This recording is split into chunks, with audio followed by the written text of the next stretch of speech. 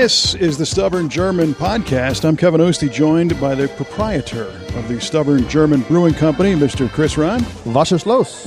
Was ist los? And we're also joined by Mr. Jared Chasson, our knob twister and producer. Good afternoon. Smart guy at the end of the table. Thank you. And we've got a very special guest today joining us here at the Stubborn German podcast, Mr. Dan Lutz. Hello, hello. Welcome, Dan. Hi, Good to be here. Welcome, Dan. That's it. Long-time listener, first-time caller. There you go. Yeah. I love it. Long-time listener, because this goes back so far. So far. Now, the name of this establishment, as we sit here in the Stubborn German Brewing Company, is generally about beer. But what some people might not realize is the extensive bourbon collection that is on the shelf and available for tasting and sale here. Yeah, I kind of like whiskey, so there's that. Honestly, I mean, I've always tried to take my hobby, which they say you're not supposed to make a career out of your hobby, but I've always taken whatever I'm into and tried to make that my business. But so that's just an extension of that. So well, when your hobby is beer and whiskey, I mean, that's a good hobby. It's not a bad way to go if you can make a living at it. Life is good. Yeah. It's not boring. No. So, on a previous episode of this podcast, we had a member of the firm Brewing Club on to kind of give us a perspective of a club about beer.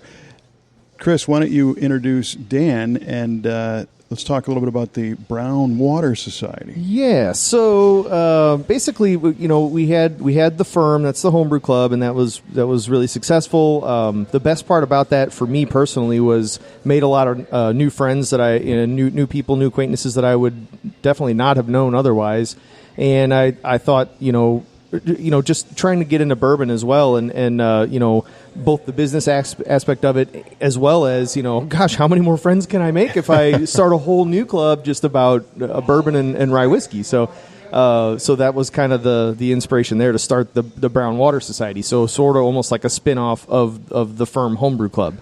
And so what we basically do, what it really is, it's just an email list. It's 350, something like that, people on it. And basically you get an email every other month saying, hey, we're going to have a meeting in the basement in a week or in 2 weeks or whatever it is. RSVP if you want to go. And you RSVP, and the first, when all the meetings were strictly, live and in the basement, we're talking pre-COVID times, the first 50 people would be in, and basically they would come to the bar, they would pay for the samples that we would drink that night. Generally, it's anywhere between 6 and 8 half-ounce bourbon samples, and we would kind of do like an educational tasting through them. It's myself and then Adam Stump from Stumpy's. So I kind of talk about, because I like to go to Kentucky, like that's our vacation. Like, how lame am I? We go. No, you're in it, I know. It's way too in it. But anyway, so vacation, we go to Kentucky and hang out at distilleries. And I'm sure the kids love it. Oh, they love it. I have actually not brought my kids to a distillery yet. Well, I guess Stumpy. So there's only one. But anyway, it's an adult trip. So, so I'm kind of the guy that's been to Kentucky and can talk about the tour and the experience when you're there. And Adam is the technical guy. Like, why does this taste like leather or tobacco or something? So we're good for each other that way. What I don't know, he knows, and vice versa. So, and that poor guy never gets to leave his distillery in Columbia, so he doesn't get to go to Kentucky that much. But he's been a few times. But anyway, that's pretty much what the Bourbon Club is. And again, it's every other month. To kind of keep things fresh, we try to keep a topic for the night. It's always a little bit of a struggle coming up with a new idea, but somehow just in the nick of time, I come up with something, a fun topic. I don't know. Eight whiskeys is the next round, so it should be a good one. Usually it's 6 or 7. We're gonna up it 1. So, nice. Yeah, it'll be good. And Dan, you're in the club as well? Yes, I am. One of the originals. One of the originals. So, am I gathering this right? You started the club? Well, yeah. Wow, that's impressive. And those brown... all I did was start asking people for their email. Oh, you like bourbon? What's your email address? That's Hey, all I did. Hey, so you don't... Hey, quiet. You got to step up and say, yes, I started the club. Yes, that's my club. Of course it is. And I think I remember getting an email about the Brown Water Society, not knowing what it was, and I think I said, I'm not sure I want to be part of that. So don't know if that's for me. Yeah, well, now, it's about bourbon, definitely, right? Right. So, I thought it was a plumbers society or something, like Plumber's Mishaps. you Yeah, were exactly. worried about the brown part, huh? Yeah, well, I got over it. So, if you're one of the founding fathers of the Brown Water Society, Dan, tell us, your involvement. What do you do there? So I mean, it's a fantastic group. It's been a great opportunity for me. I remember, Chris, you kind of telling your story on one of the earlier podcasts about how you got into bourbon, with a bourbon trail trip. Yeah. And that's really kind of how I started out. Well, I guess I go back a little bit more. I mean, my family's bourbon drinkers, but my dad always drank 10 High. And so that's when I became of age. Still technically bourbon. What I cut my teeth on. But, but yeah, it wasn't until I took my first bourbon trail trip that I really got to see what good bourbon tasted like. And that really kind of piqued my interest in it. And so, I bought some bottles and drank a little bit more of it and everything. But, I guess really getting into the Brown Water Society, and when you started that, really kind of jumped up to the next level there, as far as you and Adam have done a fantastic job of, taking all of us along on this journey. And, for me, starting somewhat from the beginning there, learning how to taste, the proper way to taste, and, all the different terminology. And, at the end of the night, most nights my head's swimming, and and that's Why from the is that information. From the information. From all that information. Yes, from all of the wealth of knowledge that you guys have passed on. Yes, but, of course. but no, I mean, it's been really good, for me, and getting to try all the different bourbons that we've tried there, in the different genres. I think it's been fantastic. The themes that you guys have been doing there, because I mean, it does kind of keep you a little bit more focused on this aspect of the whiskey or that aspect of the bourbon, the pairing. You guys haven't been there to any of these meetings, but between Chris and Adam, when they're kind of working back and forth, it's really good, because I mean, Chris You can tell right where I don't know what I'm talking about anymore, because I go, Adam. yes. But I mean, you're the guy that keeps everything moving on. You keep it light and everything, and then Adam jumps in and he throws out all the details and everything. So it's a good balance between learning and entertainment. Yeah, yeah, and he's a wealth of knowledge just on his own, and it's cool to hear him. I mean, sometimes when he gets on a roll and starts talking about all these details, your head just starts spinning. Like, you try to catch, the first part of it. He's moved on, and you're still trying to, kind of take that in. The first, and it's, hold on, could you repeat that all? And I feel like that a lot when I talk to him. So he probably gets annoyed because he has to repeat himself a lot around me. Well, he's an engineer by trade too. So yeah, exactly. Yeah. That's how he is. Talking about a garage door opener. It just, the man likes his detail. Yeah, absolutely. Which kind of brings me to one of the things that's so fascinating about bourbon, about beer. You could say the same about wine, or even guitars, or anything that you can really get into. Sure. So many people, like myself, have, limited exposure. We've tasted a few things that, we think we like, and we're not real sure about it. And looking across the bar at the wall of all of the bottles can be pretty intimidating, Sure. And in many levels, because some people might not know the difference between whiskey and bourbon. What is a bourbon? And the next thing is, all those different bottles come with different price tags, and am I going to get in trouble here? You certainly can. Yeah. And what's the proper way, or am I going to consume this in a manner that's going to make me look like an idiot? Well, just don't shoot it, and well, you're okay. I would guess that.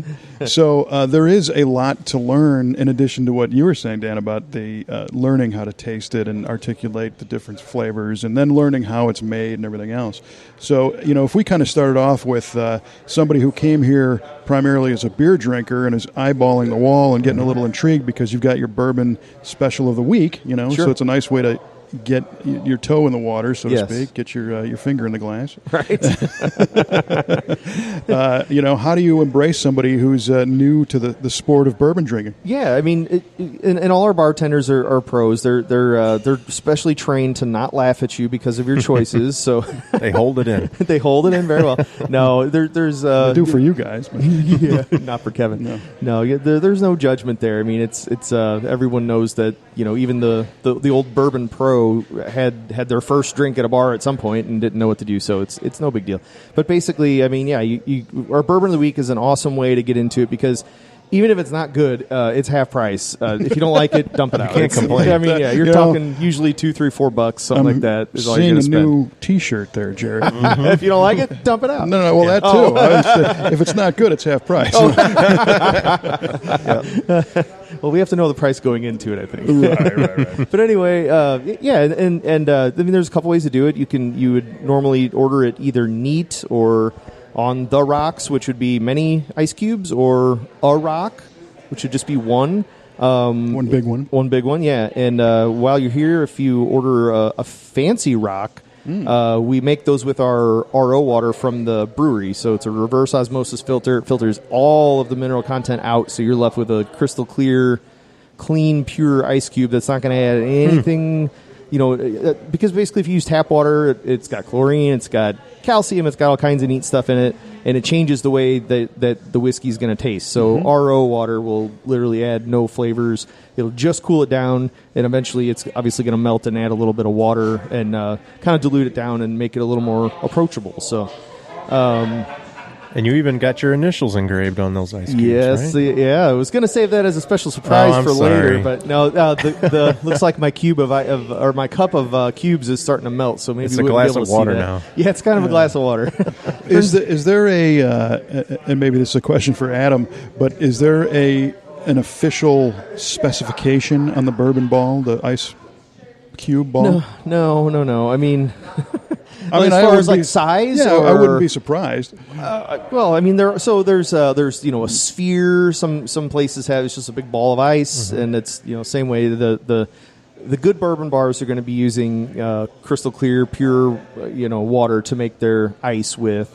So that's a way to separate the men from the boys, kind of thing.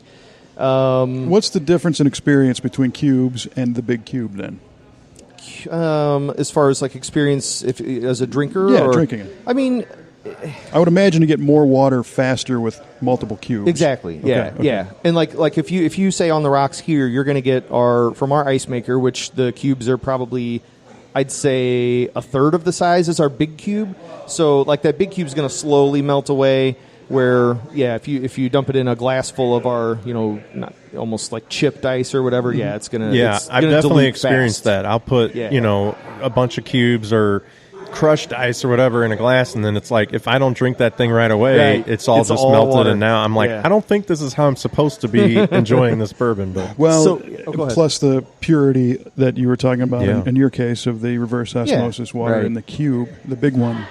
Well, and the spoiler alert here too is that I've actually also installed a reverse osmosis filter on our ice maker right at the Right on. it's all reverse osmosis water making all the ice at Stubborn German. So there you go. so if you really want to enjoy it the right way, you need to come into Stubborn German and try your on the rocks. You here. can't go the wrong. only way. It's the only way. Yeah, and then typically bourbon is always room temperature to start with. Exactly. It's on yeah, the shelf. it's just on the shelf. It's room temperature. So the way I prefer to dive into a new whiskey that I don't really know much about is I'll first drink it neat because just thinking you can't take the water out. So I want to taste it 3 different ways. I want to taste it neat with nothing in it.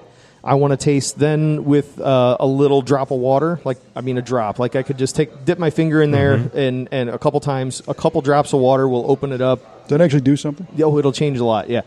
You can always add more. We got these little water droppers here that have reverse osmosis water in them, so you can actually put a whole dropper full in. The one we're going to taste here is 120 proof, so we'll probably be using quite a bit of water to kind of calm it down, especially for the newbie at the table. So, but For those of you who aren't watching us right now, Chris has gone to the effort of giving us each a little Glencairn of a bourbon with a dropper and a cute. So we're all ready to dive in. We're doing a tasting right here on the podcast. It's going to be great. So it might be great. Maybe not. We'll see. Well, we'll see who can speak after it and who's gagging. But anyway, a little more lingo there, by the way. The Glencairn. The Glencairn glass. That's the fancy glass that we serve. Serve neat whiskey in here. But just real quick to finish up my point, so water. And then I'll add a cube and chill it. So I want to taste it neat. I want to taste it with some water, and then I want to taste it chilled. 3 different ways. Mm-hmm. And I mean, some benefit from all of that. So water and cube, and it's like, okay, now I've calmed it down to where it's more delicious this way than it was neat. And some are really good neat. And honestly, if I'm into something brand new and I try it neat and I really like it that way, I'm not going to add any water or anything. I'm just going to go. Is that what you do, Dan? Yeah, very similar. But I mean, it really is amazing, Kevin. To your point there of the difference once you add that cube, you add that water, the different flavors that it brings out. And I mean, I was sitting there one night and I was trying one of the barrel picks that we had, and what I was used to drinking and everything. And I'm going to add a little ice here, and I had it and it sat there for a little bit. And it just had this peanut butter flavor that just kind of jumped out of nowhere on there that I was not tasting before. and I thought maybe I switched the glass. Yeah, right. But it's very interesting. You just got to help it along sometimes. Yeah. And so that reminds me of those old Reese's commercials. You got your bourbon and my peanut butter. Somebody walked by and dropped something on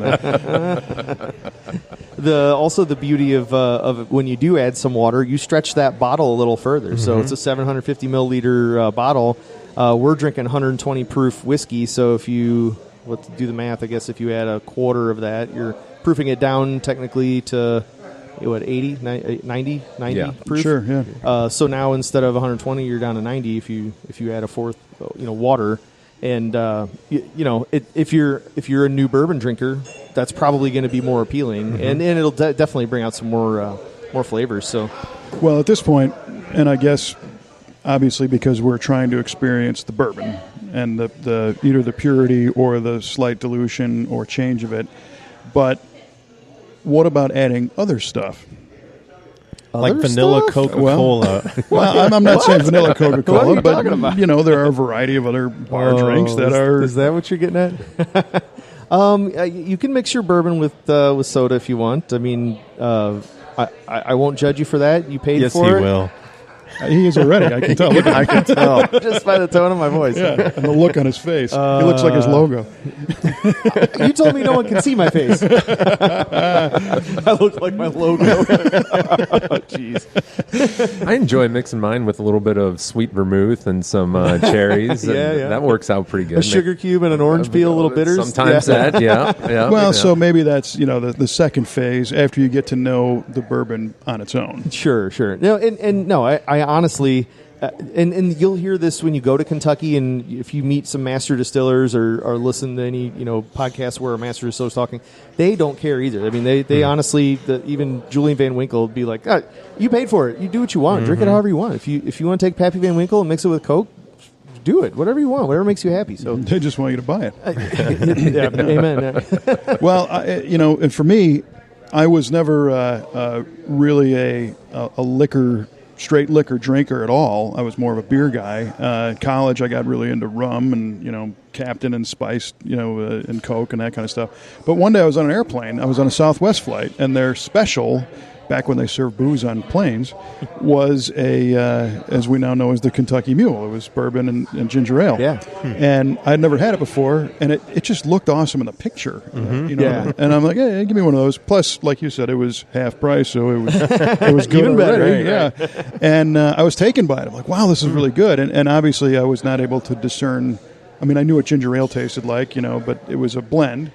And I don't even remember what the bourbon was at the time because it wasn't really on my radar screen. But that was kind of my introduction. And then eventually I got into maybe on cubes on the ice. Sure. And then from there, now it's I do enjoy trying it neat to see where the baseline is. Yeah, and what you said a second ago, you don't even know, you don't remember what bourbon was in that. That's kind of what I would say is don't go by, don't buy the Bookers from 4 years ago that you got the last shot on the bar back, and then mix that with Coke. Mix mix Old Granddad 100 proof with Coke. Something in a plastic bottle. Exactly. On the bottom shelf at the grocery store. I mean, it's more it's protecting yourself, really. I mean, don't spend $15 on a shot when you could that you're going to mix with any soda or any mixer when you could do the same thing with a $5. And honestly, it's going to taste just fine also. So, And I will say, Chris, that's one thing that I've really learned to appreciate with the Brown Water Society is how many other good bourbons are out there. It's not the unicorns. Yeah. It's not the names that you hear out there every day, and they're not whatever, name your price, triple digits on the cost either. And you've been very good at introducing us to all those different ones. And I mean, sometimes it's kind of a believe it or not thing, because I feel like sometimes it's a hodgepodge just thrown together of whiskeys. But I do always try to have some lower end whiskeys in there that maybe you were nervous to try because do I really want a $15 bottle of bourbon? Like, surely that can't be good. I'll just add that to the $50 bottle that I'm going to buy anyway, and maybe So there's thinking that way. So it is worth definitely trying those bottom shelf whiskeys, and then same way on the top shelf whiskeys. I always try, like, we're only allocated so many bottles, so all of our distributors still look at us as on-premise drinking, not off, even though we have the bottle shop, and you definitely can come buy bottles here and take them home and drink them. The distributorship will always draw a line in the sand and say you're either on-premise or you're off-premise, and that dictates a lot of the allocated the allocations that you're going to get. So an allocated bottle basically is just a higher-end, more sought-after, more rare, sometimes a lot of times more expensive bottle. And, like, we might just get one of those. Like, I mean, I literally last year got 0 Pappy Van Winkle bottles. The year before, I got 1 bottle of Pappy 15. The year before that, I got none. So, every other year, I get a bottle of Pappy 15 as we're, that's the trend anyway. So if you were off-site, you would get more? Probably. Okay. Yeah. Because higher volume? Yeah. Exactly. They're higher assuming volume you're selling to a bunch of people. Yeah. I look at it the other way. Like, if I'm a liquor store, one person buys that bottle, one person's going to drink that whiskey. Yeah. I have it on my bar back, and there's 17 ounce-and-a-half shots in a bottle. So I'm selling it to 17 different people, and I can do one better whenever I get. So what I was kind of really getting at here was the first bottle goes on our bar back. If I'm lucky enough to get a second bottle of the same thing, an allocated bottle, that goes to the Brown Water Society. So there, it's half-ounce samples, and I spread there it is, Dan. There's the perk. It is goes the to perk. the It really Brown is. Water It does. That goes to 50 people instead of 17. Yeah. So spreads it even further. And I got to think, like, if you own a bourbon brand, like, you would rather, at all costs, just rather have your whiskey into as many hands as mouths as possible, even at just a half ounce.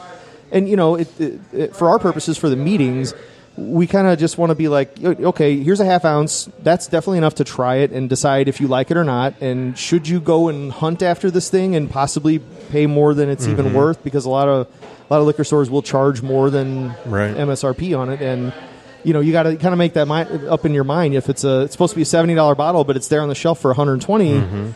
If you really, really loved it, maybe $120 is still worth it to you, and you buy it. So, at least what I'm thinking is, you've at least been able to try it at least a half ounce. So, well, yeah, and to your point, if one person buys a bottle, takes it home, and they drink that over 3 months, right?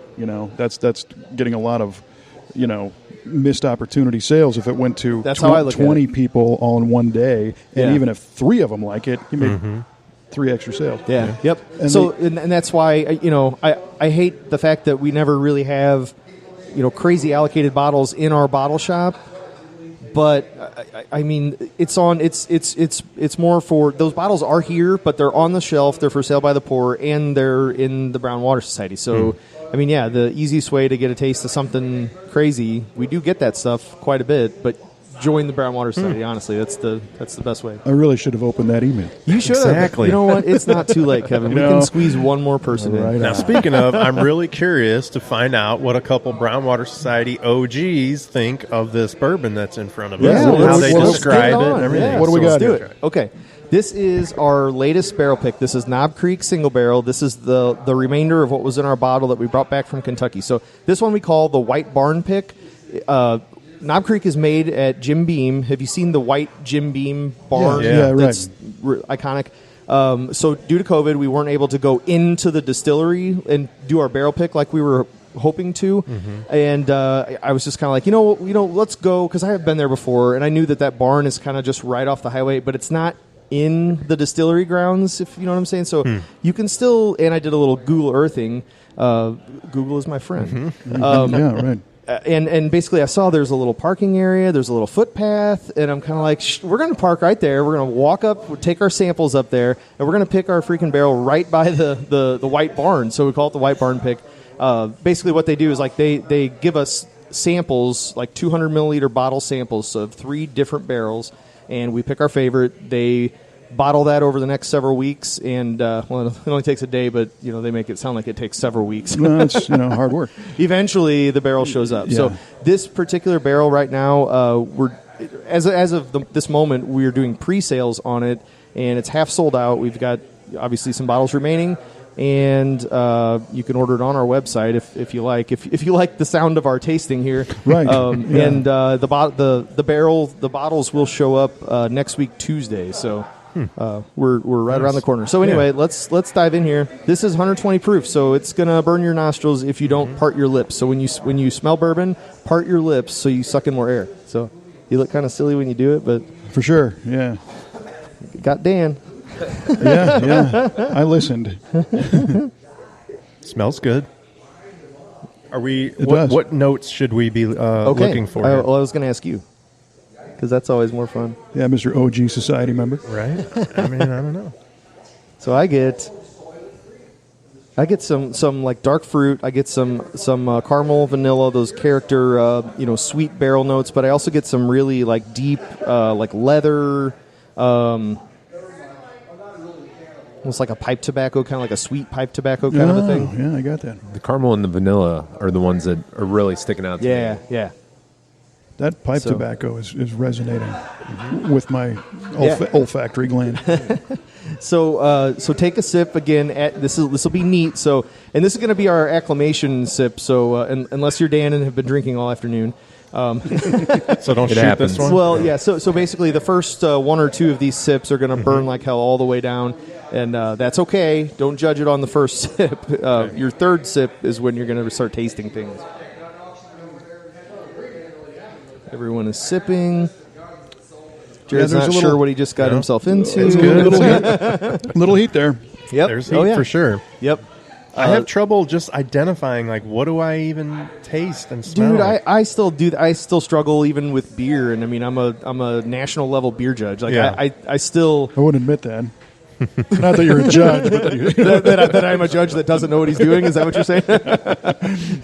But no, I mean that's the constant struggle is putting what it tastes like, and you've tasted stuff like that before. Yeah. But what the heck is it, and why can't I come up with that word right now? I will say, after having tasted it, now when I smell it, I smell a sweeter smell Okay. Yeah.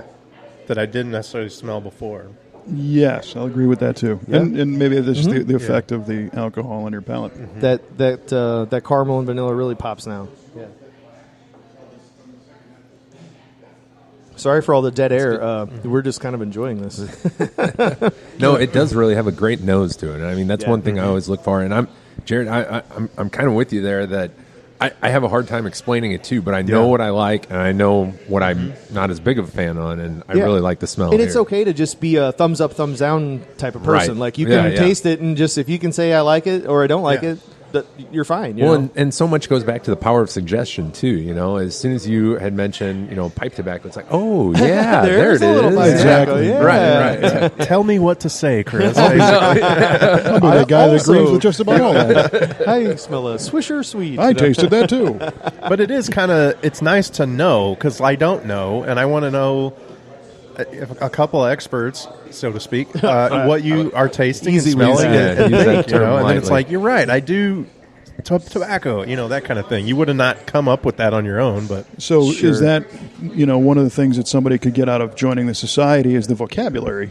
of. Yeah, well, and that's another part that we do when we're in person, which we're trending towards going back in person even this next meeting. But we have the bourbon flavor wheel set out at every table, and we encourage people to, as they're trying to figure out what the heck they're trying to say. Yeah. The bourbon flavor wheel it basically it starts with a very vague word like sweet.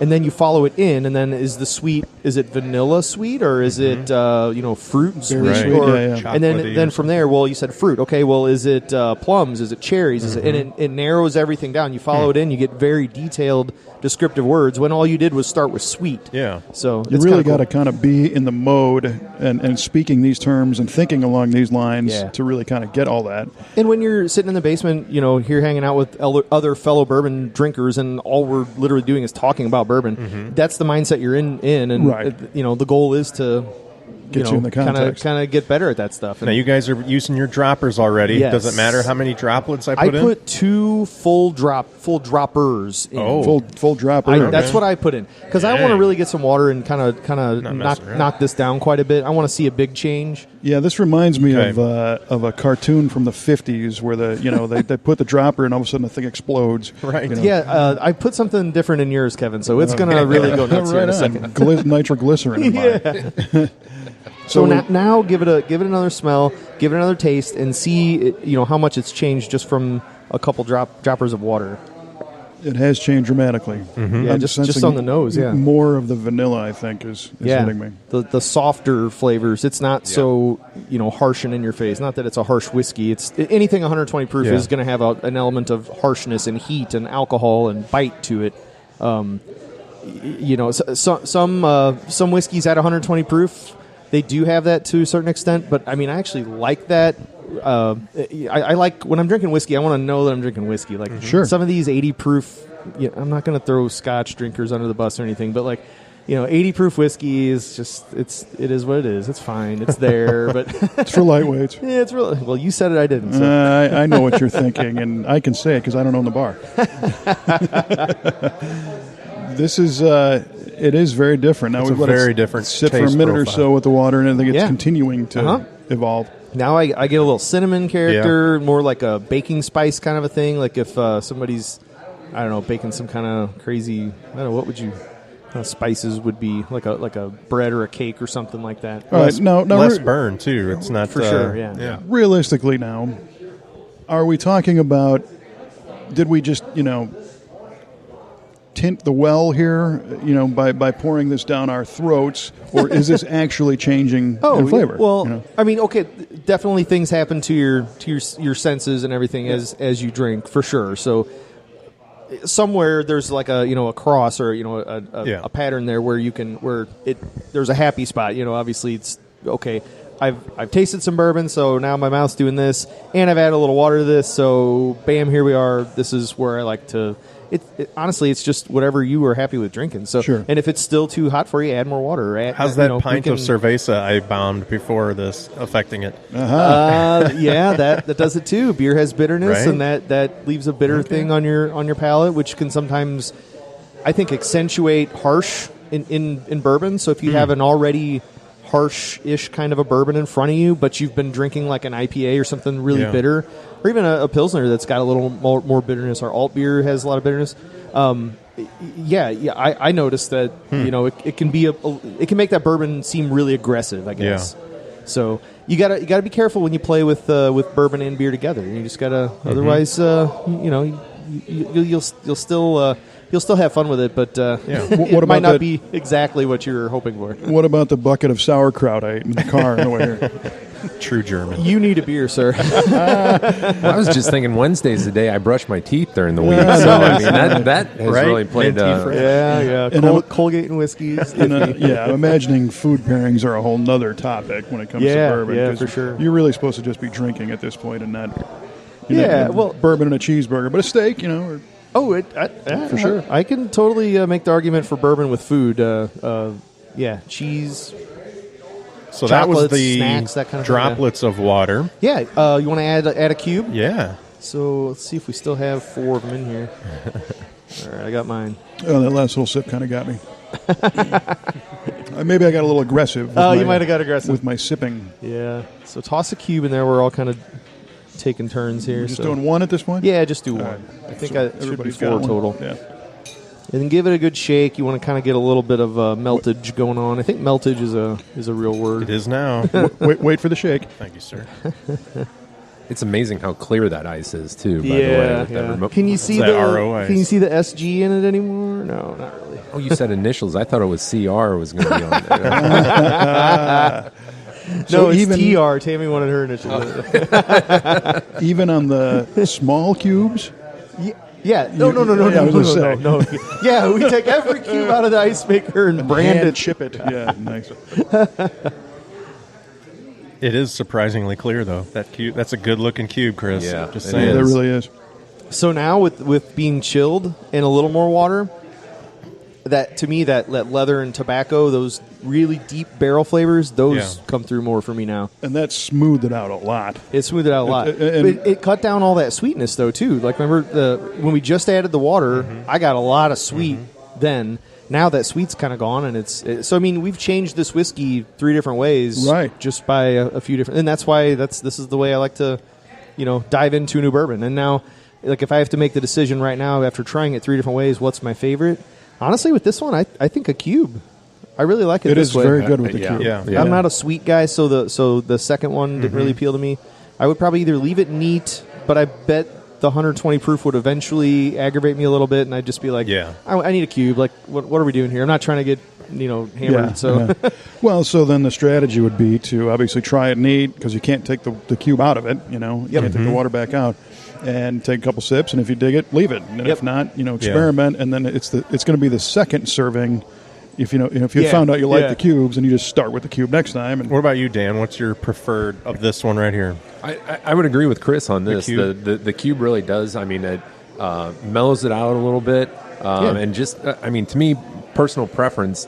Just the cooler liquid, when you get that, Yeah. like for whatever reason, that really has an effect for me on the way that I taste and the way that I enjoy the bourbon. So I would say naturally I would go with a cube. I wouldn't say on the rocks per se, Right. when I order a drink up, but it just it just does. a cube is just it- right. A cube. It's cube is kind a of nice cube. to know as a noob that there's no shame in watering it down a little bit. I Oh, think there's absolutely probably not. people that think, "Oh man, if I add ice, I'm not a real bourbon drinker or Oh, something." no, but no, you no. don't realize that that's the way to do it in no, some you're ways. expertly tailoring Exactly. it to Yes, your there you particular go. palate preference. Yeah, tailored bourbon. And Yeah. you've just went through the tasting, and we've just kind of proven it. So Yeah. I mean, you are experienced now, right?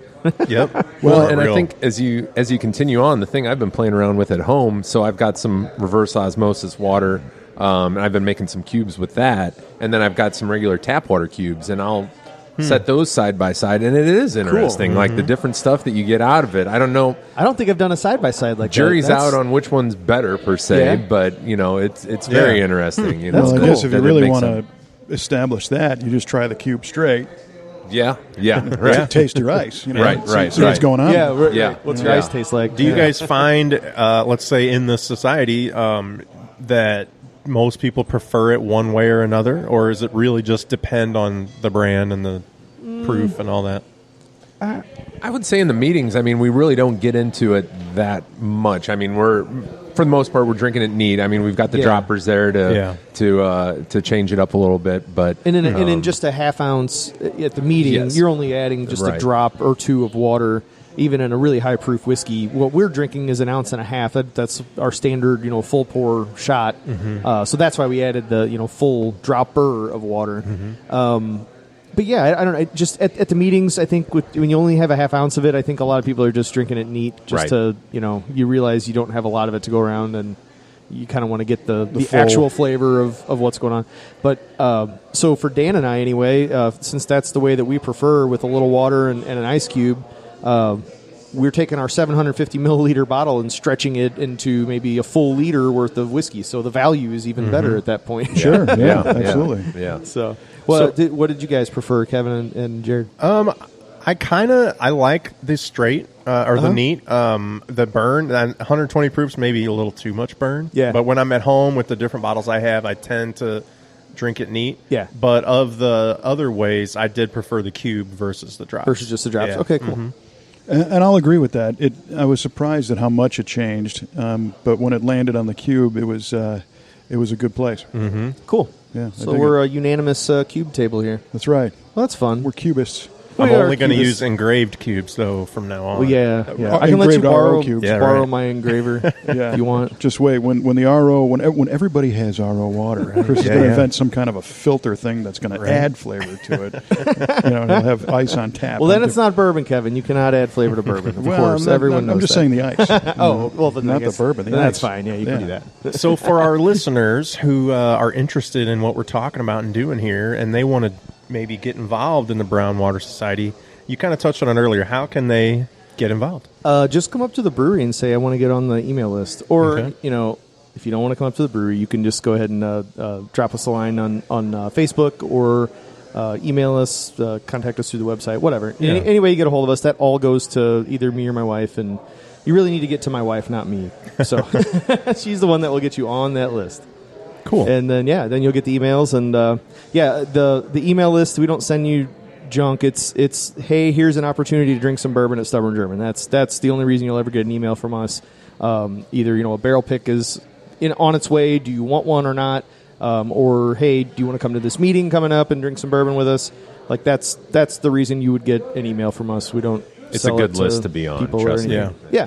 Now, I know we're kind of getting close to time here, but Dan, have you gone on some of these barrel picks with Chris? and the gang? I have not yet. That is on my bucket list, actually. Okay. On your barrel list. Yep. Sorry, Yeah, yeah. right. Good point. Well played. Yeah.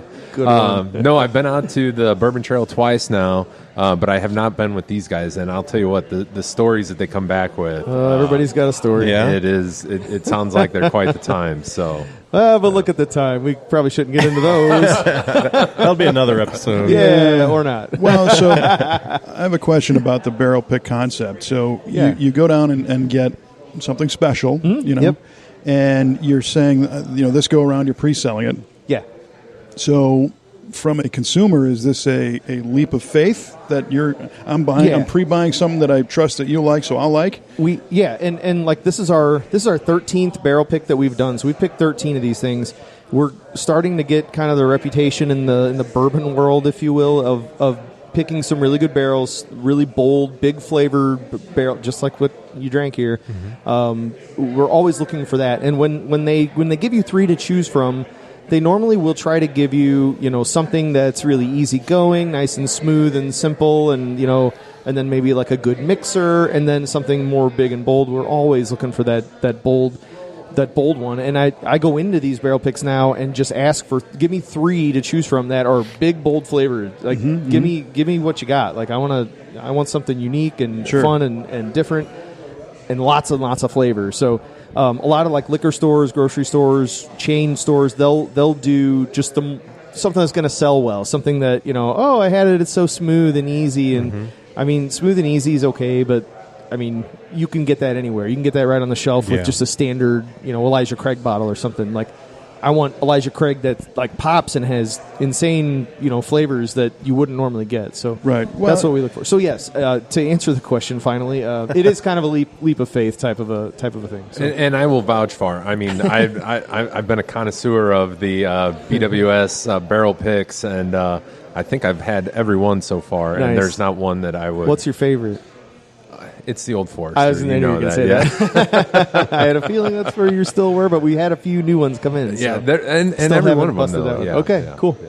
So if you're an enthusiast, it's not a high-risk venture. In fact, it's going to be a treat whenever the bottle comes. Right, yeah. And you're talking, I mean, so we did the pre-sale for the Bullet barrel pick, and that was just a disaster. They lost our barrel. First, they sold that barrel to another store. Oh, man. So we didn't even get the barrel we picked. And then they're like, well, you can pick a new one. So we pick a new one, and then they basically lost that for a couple weeks. And so what is your deal? So Wow. but yeah, anyway, it finally showed up, and it was delicious when it finally showed up. But it was just a silly situation. But now we've got our pre-sale. We don't even start the pre-sale until we know that the barrel is at the distributor, ready to head here. There you go. Put hands on it. Yeah. So And the other good thing with them too is they make great gifts. I mean, for your kid's birthday or Mother's Day or whatever. Right, son, you're gonna appreciate this. But no, I mean, years. in all seriousness, I mean, Christmas every year. I mean, this is where I do all my Christmas shopping up here. He So, does. And nobody has been thank you. disappointed yet. So, that is a good gift. I idea. mean, you get a good story to go along with it. You know, like, Sure. hey, I know the guys that picked this, and here's what they were thinking, and this and that, and oh yeah, that's great. Right. And as we've illustrated, if you get into something that is perhaps too bold and has too much flavor for your liking, you have opportunities to cut it down and smooth it out, and it's still going to be enjoyable. And if none of that works, we'll put some soda in it for you. Like there you go. We will find a way to make you happy. Awesome. And if you can't be in here while we're podcasting, which you're welcome to do, come into Stubborn German and check us out. You can, for a limited time, buy this very bottle of bourbon that we're drinking. Right. And how can they do that, Chris? Go to our website. It's right on the. I think we have a page called Shop, and it's one. We only put the whiskey bottles that are our barrel picks that we have for sale on that page. So that one's on there. I think our Wilderness Trail Rye is still on there, if I'm not mistaken. But yep. Order it, and we'll email you when it comes in. So, and it's next week, so it's right around the corner. And if you forget that you bought it, they still email you and remind you. So, well, that's like a nice surprise there too. Dan said he had a late night where he's like, he woke up the next day and said, "Did I order that or did I not? How many bottles did I buy?" Exactly. We will let you know what you did. Bought it 3 times. Yeah, that's all good. All right. Well, this was a very educational and enjoyable episode of the Stubborn German podcast, and there's far more to get into in the bourbon world. So I'm sure we're gonna have this topic come up again. So this is the tip of the iceberg. Tip of the cube, if you will. Tip of the ice cube. So for those who maybe tuned in expecting nothing but beer, we hope you're cool with this because this is good stuff. And for those who tuned in just for the bourbon, next time might be a beer thing. We'll find out. Yep, you never know. That's right. But you can get them both here at the Stubborn German Brewing Company, which is great, and they welcome everybody to come on in. So for Mr. Chris Ron, for Jared Chasson, and for Dan Lutz, I'm Kevin Ostie saying, Prost!